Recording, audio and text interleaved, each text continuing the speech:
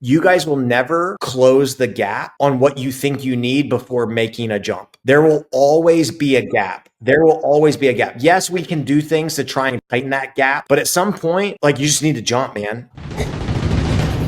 Welcome to the Contrarian Capitalist Podcast, the ultimate destination for accredited investors and entrepreneurs seeking alternative wealth building strategies.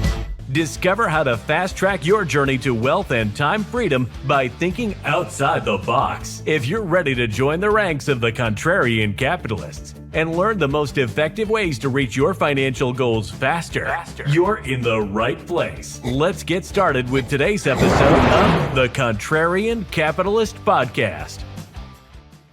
Thank you, everyone, for joining another episode of the Contrarian Capitalist Podcast. I'm your host and your favorite silverback, Sylvania Harrod. And on today's episode, I'm going to bring you somebody that I've known for a very long time. He's a good friend of mine. I consider him a mentor in multiple ways. And I'll tell you a very interesting story about in the first couple of weeks of us meeting. I always think about him because I have this magical amount of stitches right there in my head from just being a little bit too arrogant and going out a little bit too hot. And I love him personally. I'm not going to give you a fancy introduction. I just call him as a father, a husband, and just an overall good human being, Mr. Shawn Rider. What's up, brother? Well, I appreciate it, man. And I'm going to need one of those all black t-shirts with that silverback logo on it. You are pulling at my heartstrings with the all black and white and silver color palette. So I think it looks great. I appreciate you having me on. Yeah, I personally love those colors. That's just, it's like, I don't need a bunch of fancy things. It just works. That's right. So funny enough, I was thinking about you this past weekend when I was going through schedule. My wife was walking around in a Shenandoah CrossFit t-shirt as she's doing it. And I'm like, man, just think about the journey. So I know that, like, for yourself, you went from being a teacher to now full-time entrepreneur over the last 12 years.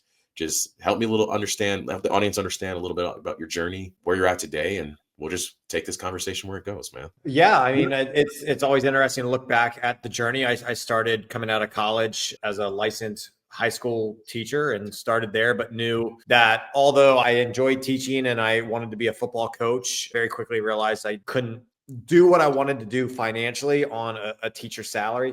And so I got into business ownership, started a CrossFit gym when I was 22 and rode that CrossFit wave for quite a few years. And I made a lot of mistakes and it took a long time to grow it early on, but we put the right team together, got some good mentorship. And, 2017, 18, it started to take off really well.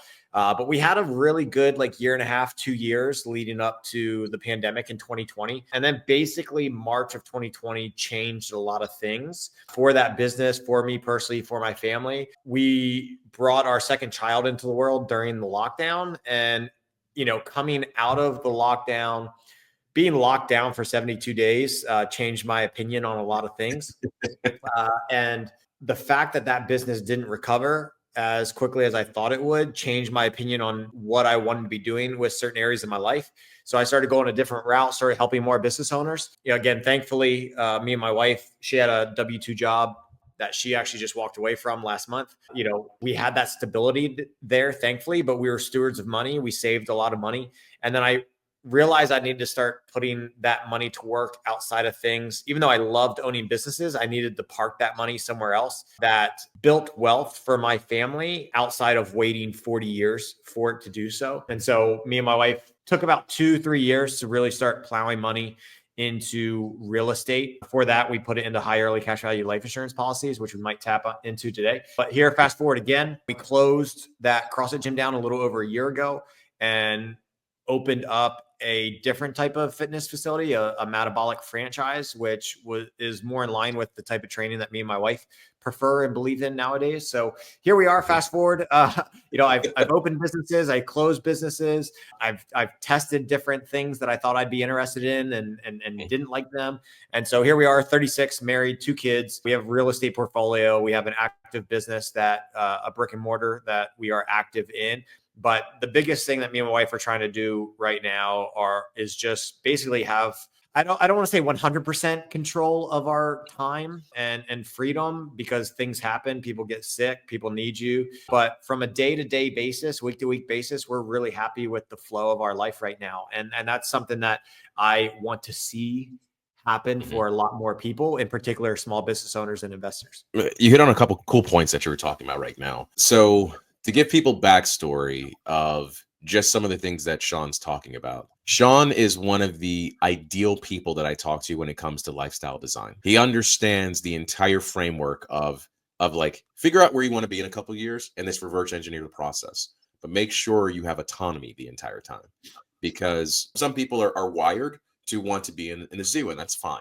You know, the zoo of life, where it's like, you know, when you're going to get fed, you know, when things are going to come, and you can go through your merry way.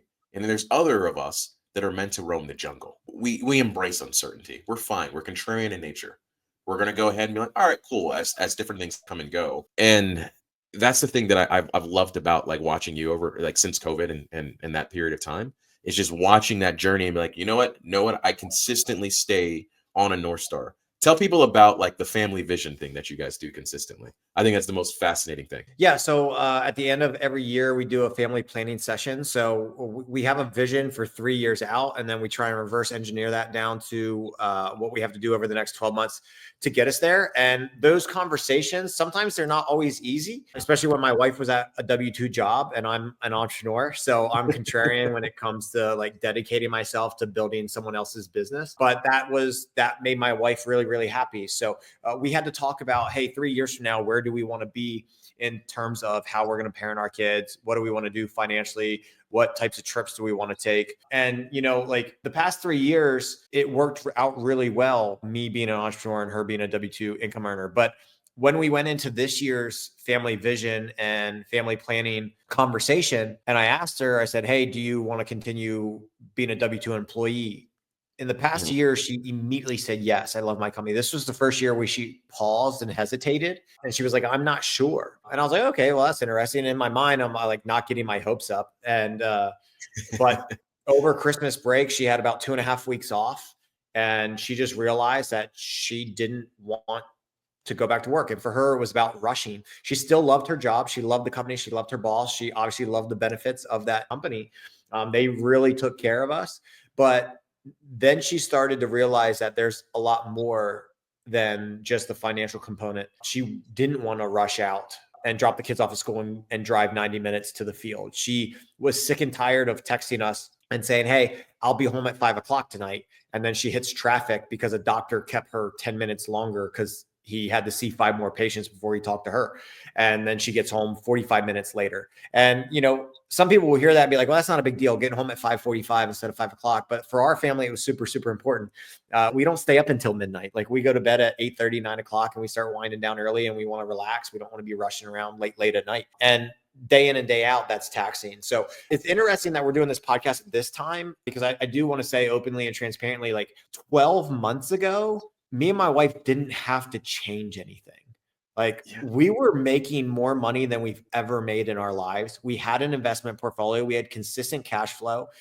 We owned businesses. We were in a freaking the best spot from a financial standpoint in our lives. And even though we're stewards of money and we had a really good backstop, like we decided some of these things, they weren't bringing us fulfillment anymore. I hesitate to use the word happy, but because people have, you know, some negative connotations to finding happiness, but whatever it is, happiness or fulfillment, like we weren't thrilled about some of the things that we were doing and associated with. And it wasn't anything about the people. It was just like, we wanted to go in a different direction with some areas of our life. And so I left another company. I closed the business. Fast forward a year, she's leaving her company. And even though like monthly income's fine, we have the backstop, but we're in a different position now to where we don't have the consistent income that we had a year ago. And, you know, that brings a little bit of its own stresses, but the dividend it's paying in other areas of life, like we'll make up the money. As my mentor, Jeff, and one of your mentors, Jeff Smith, says, like, money is the easy part. So I think some people are so worried about making decisions that will impact them financially, definitely in the short term, to where it blinds them from seeing the financial payoff in the long term. Because I promise you, if you make a short-term financial decrease, to find fulfillment and happiness in other areas of your life, family, fitness, time freedom, it will make you so much happier and fulfilled to where the money will come, because we just have to be way more efficient with our time. So we're building these other businesses, but we're not doing it in a 12-hour work time. So we're still having our time with our family. We're having our weekends free. We took a trip to Disney World last week, 5 days, and we just opened this business 2 months ago. That never happened the first time that we opened a business. We didn't take a vacation for 6 years. Our honeymoon was 2.5 days long because we had to fly back. So now we have these different rules and these guardrails built in our life. As you said, lifestyle design, lifestyle engineering, to where the life we want, we mold that first. And then as we take on projects, build businesses, do things for income, invest in properties, partner with people, it has to fit within the lifestyle mode we want, as opposed to the opposite. People work their asses off, whether for their company or another company, and then the lifestyle is just kind of like what happens as a byproduct of that. We've kind of flipped that formula, in my opinion, the way that I'm explaining it now and thinking back to it. So hearing you talk about that, it reminded me of, so I was in a similar situation.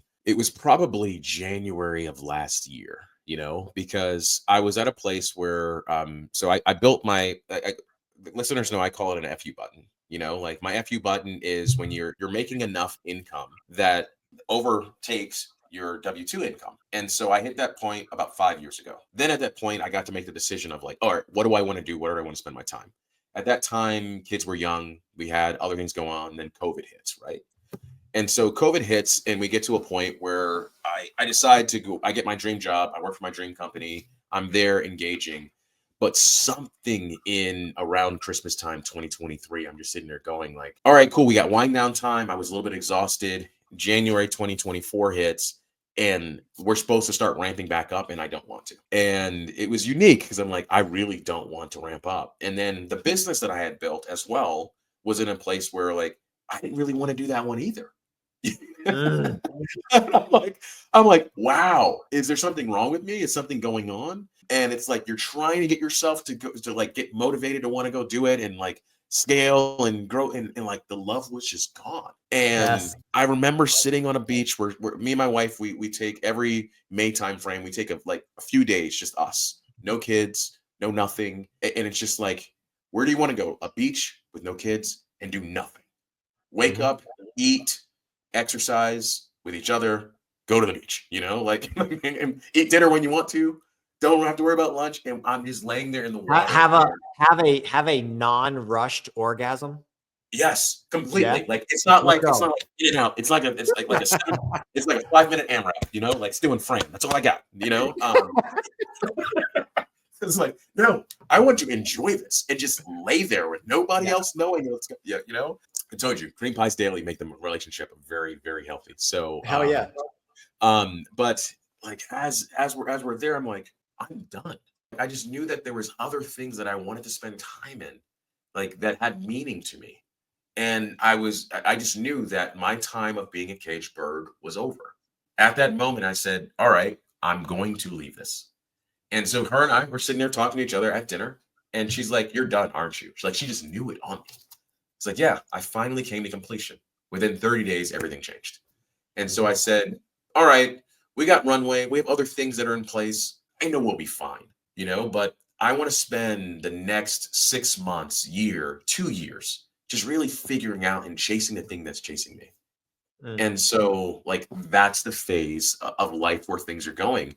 And I remember talking to a couple of people that I used to work with, and they call me and they're like, I've never heard you be happier in your life. It's weird. Dude, this is interesting that you're bringing this up, because I feel like what me and my wife are doing right now is probably where you were Q1 last year. So our Q1 this year is where your feelings are last year. So she went and visited with her former boss 2 days ago, and they went and saw these doctors that loved my wife. And my wife came home and said, the amount of people that saw me today in these offices, these other nurses, these secretaries, and just told me I looked happy. That's what they were telling my wife 2 days ago. 2 days ago. And like, my wife is super bubbly, which is why they loved her, which is why her company loved her, which is why she did great. But even that, her being removed for a month and a half she can walk in and people can feel a difference Yeah. in her. We see it at the house. I mean, we see it my kids see it. They don't have to ask mommy if she's going to be home in the morning or at night anymore. She's picking them up from school. We're picking up the kids together, whereas I picked them up 99% of the time over the past year. And so it's interesting. The one thing that you and I have is we have the backstop. So I don't want to glance over that is, Yes. if you want these things, but you're an asshole with money and you're not a steward of money and you make $100,000, $500,000, $1 million, but you're spending that money. Now, Sylvania and I are all about lifestyle engineering. But if you have goals, but you're attached to certain things to where you always have to show up to get the next nut, to pay for the next month of lifestyle, you will never be in the position that he's in. So you have to spend less than you make. That is such a low level personal finance thing that people must do. There's obviously levels to it. And I'm a big fan of high early cash value life insurance and then investing in cash flow assets. And it definitely does not happen overnight. For me, it happened over like a 7-year period. But what do they say about like, oh, it took a long time to happen, then it all happens, overnight. Like it does happen overnight after you do all these other things. And so we came into this year when my wife made that decision, it was like, worst case scenario isn't that you lose everything, because like COVID showed us that people get fired, their incomes can go to zero. But like as entrepreneurs, like we can make adjustments on the fly and you can add value into the world to where even if you went to zero overnight, it probably is not going to stay there that long. And so for us, we had to talk about some worst case scenarios. It was okay, we have our backstop. We're not going to zero. We're going to zero with her income. And we're actually adding money to the expense line because we had to pick up another car. We had to pick up health insurance. We had to do all these things that the company paid for before. So not only were we losing income, we were increasing our expense sheet at the same time at the beginning of this year. But we're like, what's worst case? We have income from other things. It may not fully offset the lifestyle that we're accustomed to over the past 3 years, but we have this backstop. Are we comfortable in the short term and medium term? Is where the conversation went. Are we comfortable liquidating that to buy ourselves the time to build these other things? And for us, that trade-off was hell yeah. Dude, we are in our mid 30s. We're healthy. We're going to live to be 70, 80, 90, 100 years old. God forbid accidents and emergencies happen. And so in our mid 30s, are we willing to liquidate what we worked hard for and the nest egg we built to have more time with our kids? to go back to the point about the beach, like not only having a better orgasm uninterrupted at the beach, our kids are still in private school. So we can have uninterrupted orgasms on a Tuesday midday after lunch. And the answer is yes, that is worth it with the backstop that we have. And again, the numbers could be irrelevant to people. Like we know what our financial ecosystem looks like. We're willing to take it down to win in these other areas. Again, we're not trying to eat freaking ramen noodles for the next 5 years, but we've shown and proven that we are valuable people. We will add value into the world. We will help people. And the byproduct of that is financial reward. Yeah, bro. That was a lot. Sorry about that, but I loved everything that you shared because it made me sit here and think about, like, I always look at the graph of time spent with children. And you see it in the first phase of life. I remind myself of that quarterly, like it's like the first phase of life, it's here. And then you see how much time spent with parents. And then all of a sudden straight down off a cliff. And it was through those moments I remember saying to myself, like, what's the absolute worst thing that's going to happen? I have a skill. You know what I mean? At the end of the day, this dog can hunt. I have a skill. I have things that are there. I've built it up over time. And anybody that's listening, you guys have a skill. You're an accredited investor. You're a high income earner. You have a skill that you can possess. But if you don't have a clear plan and guidance for somebody and a group that you can have accountability with according to your plan, because I can write a plan down on this wall up here, just like most people's New Year's resolutions. You work in the fitness industry. You know what I mean? Yeah. January, how good are plans? Nothing. Yeah. I want to see you on March 1st. Yeah, right. You still here March 1st? Maybe. You still here June 1st? Now we're cooking with grease, And so like having that level of accountability and having people in that circle, because being a contrarian at times is hard because everybody else is going a different direction. Yeah. And you're like, nah, I'm kind of going to do this. Yeah. And man, it's amazing though, listening to you. My little quote at the bottom of my email when I was a high school teacher, because I was 22 and all these teachers would send emails and they had all these like educational quotes in their email signature. So I found one for me, and mine was observe the masses and do the opposite. like they all had these like fun educational quotes, and I was just like, fuck that. Like I'm always going to do the opposite of what the masses are doing. And so like I want to go back to the kid thing too, because that's super, super important. Is like you have a slightly older daughter than ours, but our daughter's 7.5 now. And I told my wife, I was like, we have 6 more years with her before friends become more important than us. Now, we are trying to build a family to where our kids love spending time with us. And we want them, the measure of my success is when they have families of their own, they want to come back home. But like, even when they're teenagers, we're going to be showing up. Even if they're embarrassed by their parents, we're going to be showing up to everything. But realistically, statistically speaking, and psychologically, when they turn teenagers, they will want to be with friends and they will be at other things more than they are with their family. So I said 6 years. We could liquidate everything we have over the next 6 to 8 years to spend time with our kids. Again, this is a worst case scenario. Things aren't going to zero, but we could liquidate everything. And 6 to 8 years from now, her and I will still only be 42 to 44 years old. We have no time at all and all the time in the world. And that's that's why being contrarian is hard, because you actually see both sides of the coin, right? Like I have no time at all when I zoom out far enough and see that the average person only lives to be 77. That's going to fly by in a heartbeat. But I also have all the time in the world when it comes to choosing what I want to do today when my daughter gets off school. Like taking her to a daddy-daughter dance tomorrow night for the first time. I saw that you did that the other week, right? So I have my first one tomorrow. And then contrarian is like, yes, I can build big income now, and we're going to strive for that. But I know that if I don't, I have more time to do more later. Like it's just, and it can create a lot of stress if you don't know how to handle that. For me, it's just dialogue. It's a conversation with myself to see where it's kind of like an internal podcast. What are you thinking today, Shawn, based on what happened yesterday and how you reacted or responded to it? Okay. Were those feelings the type of feelings that you think are productive towards this thing? And then like when I I love being in the weeds, but when I get too far in the weeds, the contrarian part is pull yourself out. When I get too high in the clouds and I'm not doing enough day-to-day like weed trimming, Shawn, you're flying too high. Get down in the dirt and get fucking dirty. Like this ebb and flow, a lot of people can't handle that. But entrepreneurs, I think we're really good at it. Yeah, it's beautiful that I'm just thinking about what you're saying. So I remember daddy-daughter dance is magical.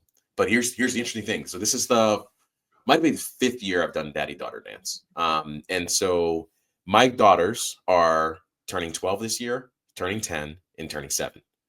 So this was the first year that I went that the entire time they spent time with friends. So like they were just me and one other dad, because I'm like, all right, I'm hovering next to my youngest daughter.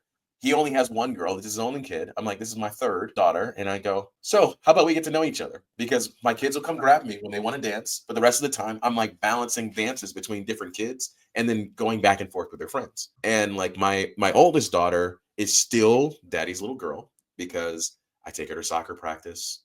I'm in her Girl Scout troop. I'm her flag football coach. And my wife made me intentionally have dates with them monthly, at first, because at first I didn't know how to operate that way. But once I looked at the outcome and I started looking at how many days I have left or how many Fridays I have left before that pendulum starts swinging and she starts getting interested and puberty starts hitting, I'm like, damn, I got to make sure I dial in those moments, So to the ability and the willingness for our family to be like, okay, I'm willing to double down on presence, because I was having a conversation earlier today and the gentleman was like, oh man, like he was telling me he's an opportunist, I could tell. And so he's like, you see all these opportunities and all these deals going around in real estate. Why aren't you out there closing it and you have access to capital? And I was like, because I don't want to. Bro, there's infinite opportunity. There's always opportunity. But I have to figure out the windows of time I choose to do this thing because I have two loves in life, business and family. Yeah. So it's not really balance. It's just a matter of like, right now I'm on this time. Don't call me. I'm not going to answer. You know? Listen, I love that you brought that up. Full Mhm. transparency to the people listening. I own a single location micro gym.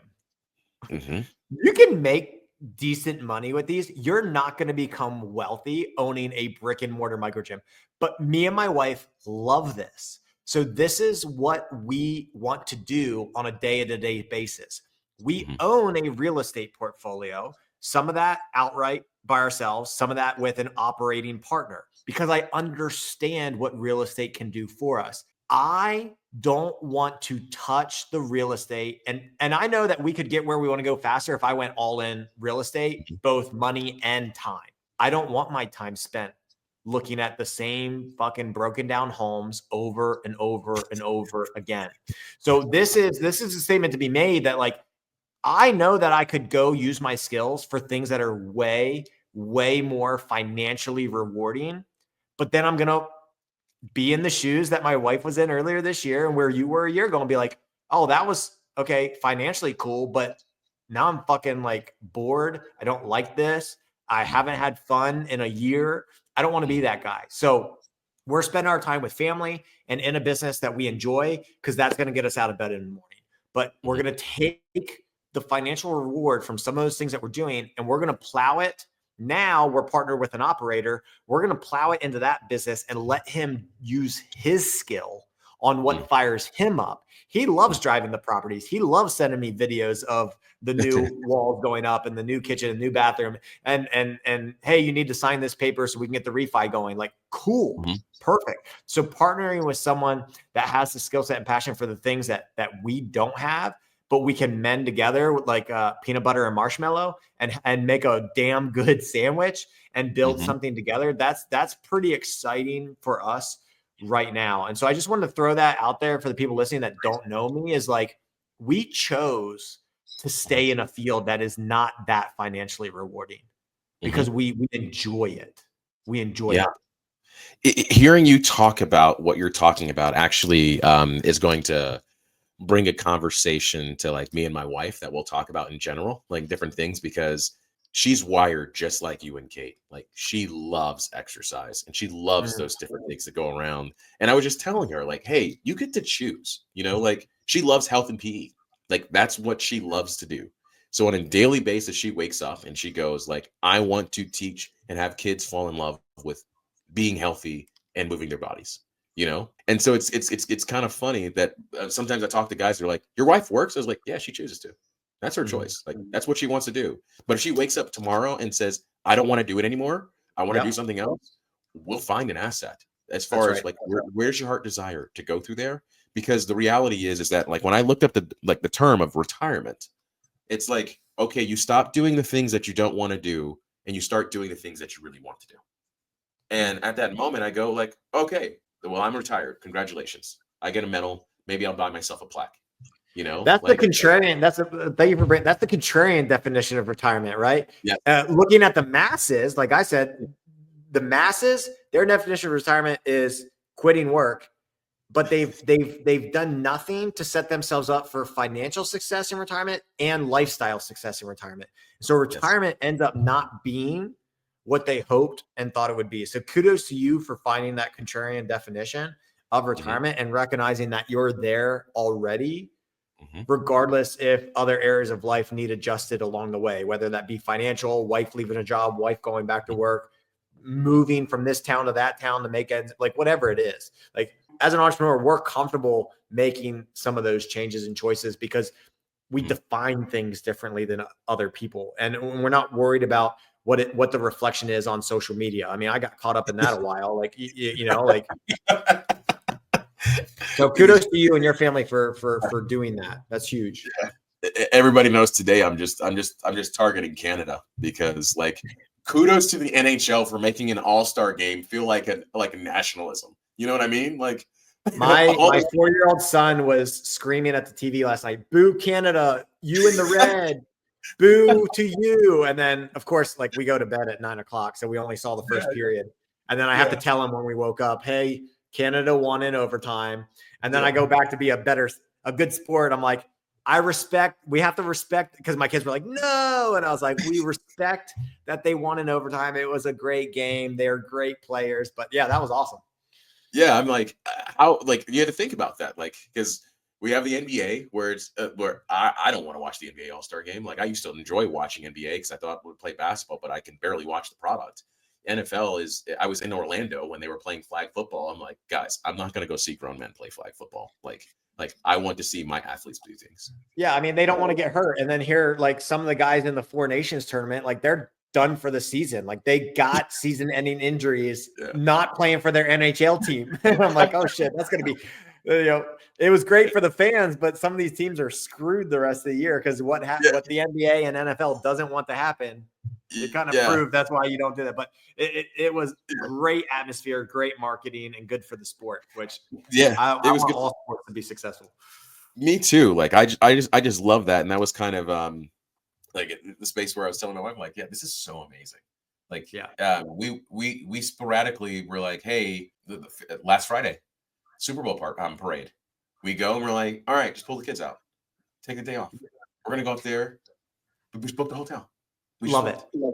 Maybe I don't know what your other podcast guests are going to talk about, and so hopefully people don't get bored of these real life examples. But like people, they hear the they hear the term financial freedom or freedom of time, and it's such a broad stroke. But what does that actually look like in your life? It's what Sylvania just said about taking his kids out of school and going to a Super Bowl parade. Last night, okay, we're filming this on a Friday, so last night was a Thursday night. That is a quote school night. Well, our youngest son's best friend, his friend's family needed to take the other kid to a doctor's appointment, very important doctor's appointment, and they both parents needed to be there. So guess what? We volunteered to have their son spend the night. So last night on a school night, we had a sleepover with a friend and then we took them all to school in the morning. That's why we do what we do. And we do, like, you've made sacrifices in other areas of your life that you probably you don't need to make public. And I may sacrifice, like sometimes we pick up our phone a little too much. We're not perfect. Sometimes we woke up early and to work. Sometimes we work late, but we have created these guardrails for these little moments.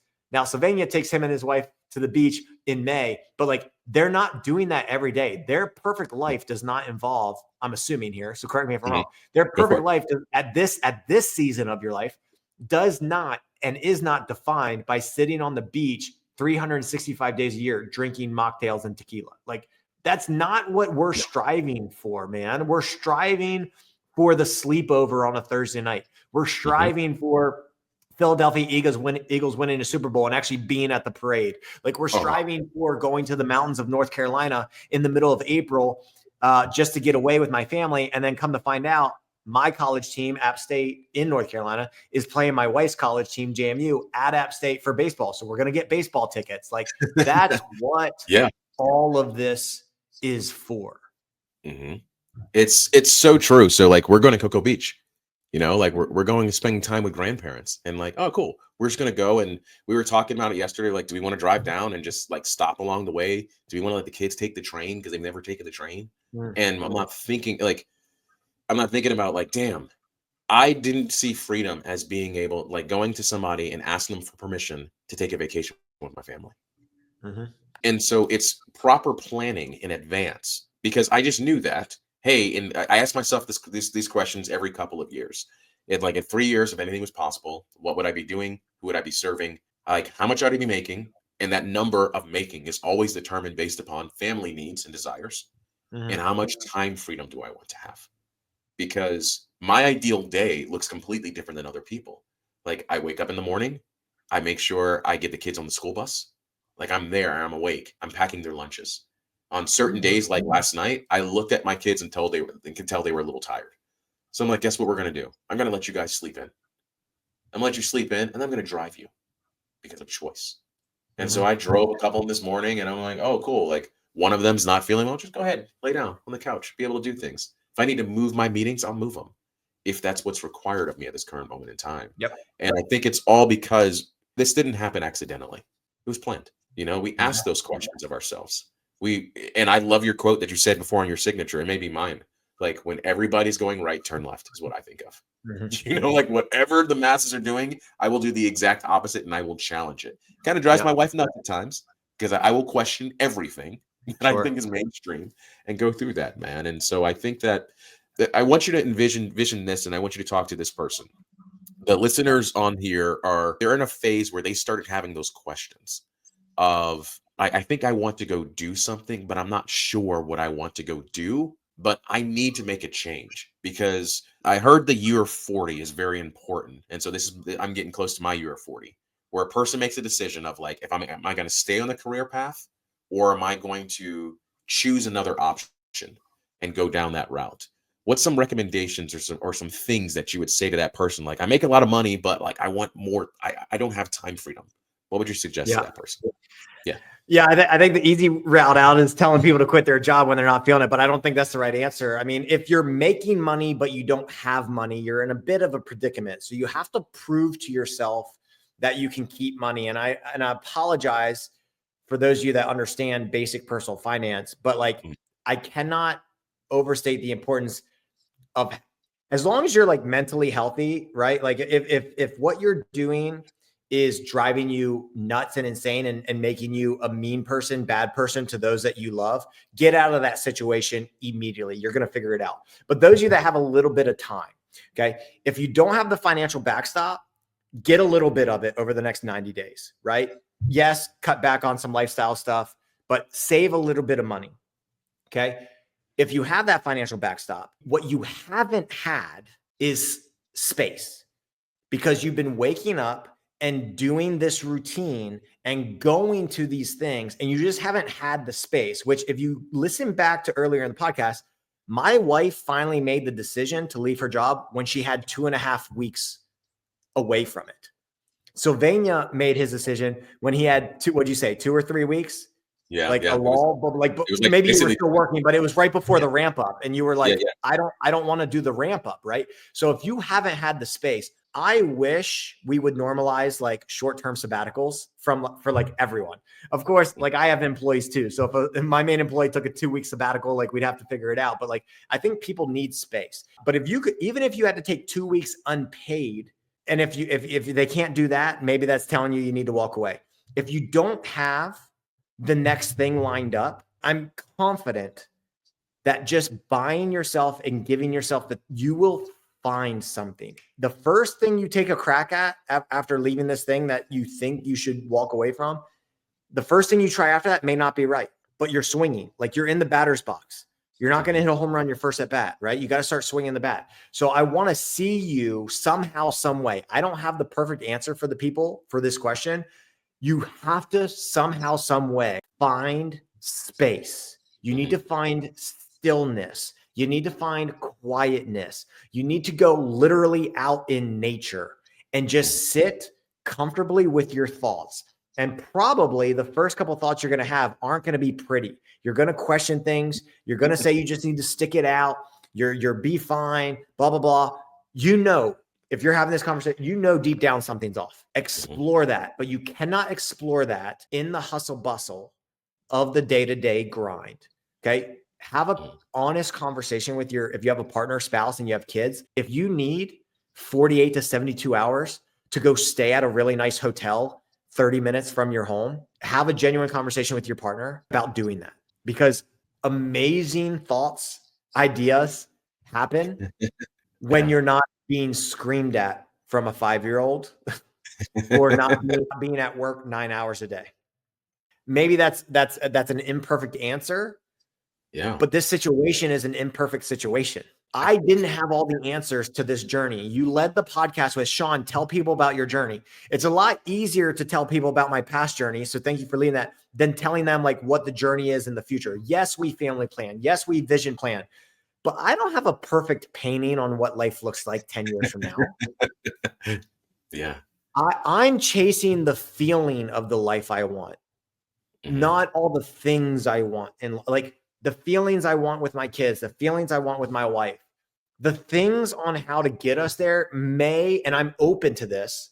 I'm open to the flexibility of them changing. If my wife comes back a year from now, is like, I want to go back to work. Hell yeah. Let's see how that fits while maintaining the things that we love about this life that we have right now. Yeah, I completely agree with you, because if I think about kind of what you were saying as you were going through that, I have no idea what the future holds. All I know is what today is, Mhm. and so like I'm willing to live each day intentionally Mhm. and just show up, because there's a variance of life. It's a delicate dance. But it's something that individuals and this is the other part I was really thinking about, was really, remember the great pause, the time during COVID. After that happened and certain things started going back, so you mentioned 72 days, there was a place where there was this thing called the great resignation, Mhm. where it was a lot of people, and it started to get even harder now to these professionals, because return to office is Yes. fully getting to equip.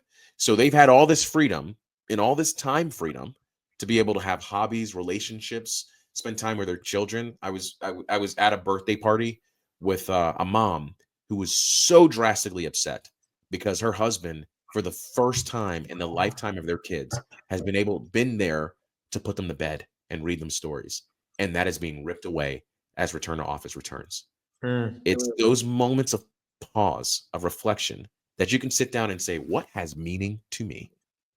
And I think that's the greatest gift a person can have, is just Yeah. spend some time, Yeah. marinate on it, Now, you know? and I'll just throw this out there. Like, I don't like cliche quotes, and I've already said it. Like, this doesn't happen overnight, but it's also not always going to feel great all the time. Like, you struggle, your wife struggles, your kids struggle. Like, we're all human. And so, like, just be aware of that. And that's one thing. Like, when my wife left her job, like, as soon as she left her job, then I think my kids went to school one full day the next 30 days. And so what we thought this normal was going to be like, we didn't get to taste that. So what are we at the end of February? We've only had one, because we had Monday off this week for a holiday. We've only had one full quote new normal week so far this year, and we're already 2 months into the year. Like, Q1 is only a month away of being done. And so we've even had moments in the past month and a half that was like, oh, this is not what we thought it would feel like. But then we have to step back and be like, that's because this isn't how life is going to feel in June. Like, there's not going to be 30 sick days in June. It's the middle of summer. So like, we can sit on a podcast and talk about all the awesome shit that we do with our families. But we're all human. All of our families have dysfunction on certain days. But I'll tell you what, when you're doing the things that you enjoy and love with the people that you enjoy and love, the time it takes to come back to normal and homeostasis is so much shorter. You remember like being frustrated for days on end over certain things, probably at different ages. Like, the speed at which I get over things now, just because I'm not tense, I'm not fired up, I'm not at a job I hate. Like, those are things that it's hard to describe and talk about on podcasts. People just have to get to a point to be able to feel that for the first time. And then once they feel that, their shoulders drop and they're like, oh shit, this is why. This is why we took that leap of faith. And going back to the other answer about that, the other question you asked me, the one thing I missed there was like, you guys will never close the gap on what you think you need before making a jump. There will always be a gap. There will always be a gap. Yes, we can do things to try and tighten that gap, but at some point, like, you just need to jump, man. I did it when I left teaching. I did it when I closed my first business and my gym business. I did it when I left this mentoring company that was paying me really, really nicely. Like, the gap wasn't closed. My wife did it last month before she left. Like, the gap wasn't closed. But we fucking jumped anyways, man. I resonate with that so deeply, just thinking about what you're saying, because for me, I hit that point where I hit the FU button, but then 5 years passed, like 5 years passed. And even as I began to realize and step into the space of, damn, this is actually what I want to do, that's when you start having turbulence. And it was just like turbulence happened, and then one thing gets stripped out, and you're like, damn, do I really want to do this? But the moment I've always gone to a moment of just like ejectocito, after that turbulence goes, it's kind of like the storm passes, and then it was like clarity started hitting. Ideas started happening. Yeah. Things I couldn't see before are there. And you don't realize that you can actually be underwhelmed. It's kind of nice, to be in a place, like, just be in a place of whelm where you're like, oh, these ideas, these thoughts, these things you couldn't hear, see, or smell, taste, all of a sudden start existing. And it's not cupcakes and rainbows. And it doesn't seem like it's a compiling of a period of time where you're like, oh, like your wife going ahead and like, you seem so happy. Shit, I didn't even know that was a possibility, you know? Underwhelmed and bored. Like my wife is such a go-getter, high achiever. And like, that's why she was successful at her company. That's why they're sad that she left. Does like an hour or two of work for our businesses. And then she's like, the amount of time I feel like I'm being unproductive. And I'm like, no, let me show you the KPIs of the business. What you just did, you just sat at your laptop for 90 minutes. That's enough for what we're doing. Like that's enough to get the rewards that we want. Now go watch Bridgerton on Netflix. Like you have the choice to do that now. And so she's had to get comfortable just being like done way faster than she's used to and being bored and taking the dogs for a second walk in the day instead of just one. Like this is the life, man. And again, something might happen 3 months from now that we're going to have to address and tackle and get back in the weeds and hustle hard. But like, we're not hustling every day in perpetuity. It's not the life we're living. And hopefully the people listening to this podcast, the Contrarian Capitalists, can resonate with the things that we talked about. Absolutely, brother. So as we land the plane, how can people learn more from you and connect with you? What Instagram's probably the best. Just at Shawn _Rider SHAWN RIDER, or find me on Facebook. Those are the best places. I'm pretty easy to find. All my businesses are on my phone. So if you shoot me a message, I'll see it fairly quickly somehow, some way, unless it's after I pick my kids up from school. So I'm usually available 10 o'clock to 2 o'clock every day. 4 hours is my work time. But that's how they can find me, my man. Perfect, man. Well, thank you for coming on here, sharing some gems with the audience. I can't wait to transcribe this and just turn it into a powerful article for those on LinkedIn as well, man. Awesome. I look forward to it. Well, everyone, I actually got this from a shirt I got from Shawn. So stay hungry, stay humble. Appreciate you guys. Cheers.